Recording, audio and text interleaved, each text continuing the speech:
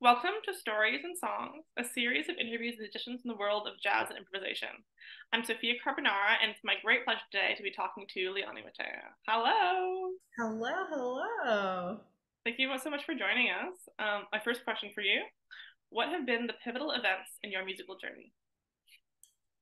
The pivotal events in my musical journey have really been meeting my mentors and older people who believed in me at a young age. And that included Jerry Allen.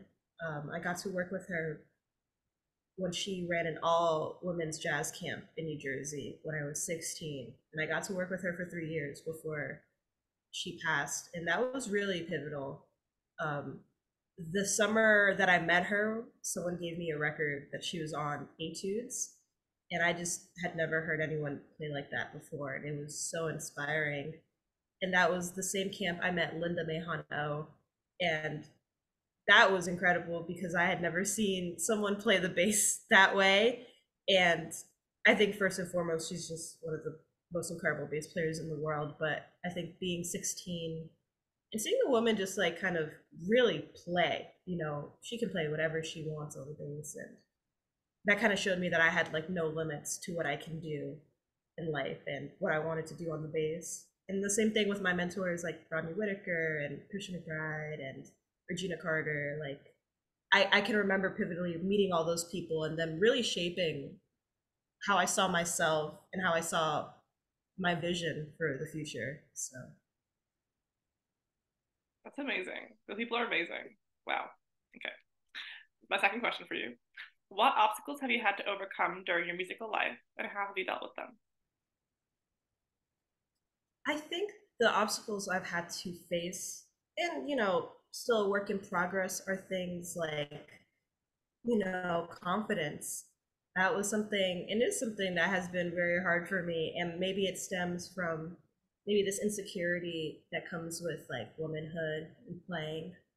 I think growing up, sometimes I had this thing of like, maybe guys will tell you in class, like, oh, you're only getting this because you're a girl, or, you know, kind of, you struggle with that and you start to internalize that a little bit. And you start to think, like, do I actually deserve this? Can I actually play?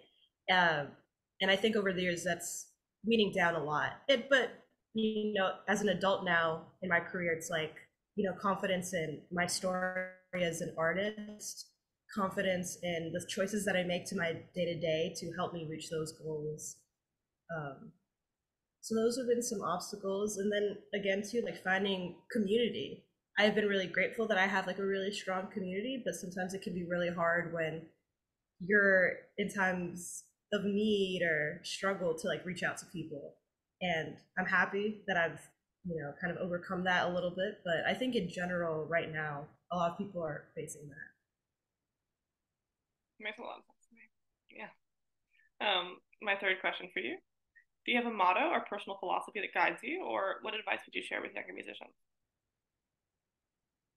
Yeah, I have a few mottos. Before I go on stage, I usually try to have like some moments to myself and tell myself like, let my heart and my ears and my spirit guide me to, whatever the music entails, and to believe that I have those tools already in me so I can perform to the best of my ability and, enjoy the experience, which can be kind of hard when you're in your head all the time.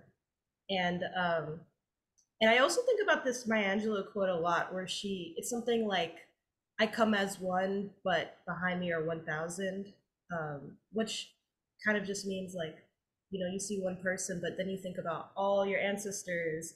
And I don't think ancestors like just people I'm related to, but like the ancestors that we have in this music. So I think about all their sacrifices and everything I know about them, and how I have them behind me when I'm walking through the world and on stage and playing my instrument, and like the weight of that, so I'm not alone. And then there's a second quote that I do think a lot about, that she says it's that it's all been paid for you. So again, thinking about how there have been so many people in this music that have dedicated their lives for us to have better working conditions, better access to music, better travel conditions, accommodations, for me to enjoy and respect the music and respect myself and want more out of the community and the the career that I want. So beautiful. My final question for you. Could you nominate a song and album of your own creation for us to listen to, and maybe where that music came from, or what that music means to you, or why you want to share it with us? Okay, so with this question, I actually don't really have any original music out to check out. I don't know if you would like me to provide you with some, Oh no, or whatever. Just let me know. If you're on anything that you wanna, if you're on any recording, or if there's any kind of. oh, okay. I guess That's also. So you can take the question broadly. I know okay. I know you play a lot, but I know that your music is touching the world in some way, even if it's not your solo record right now. Okay. I guess maybe the last record I did, well, the last record I did that came out was this record that I did with Arturo Farrell and Zach O'Farrell. That came out on Blue Note, and I think that's really cool that I got to do that.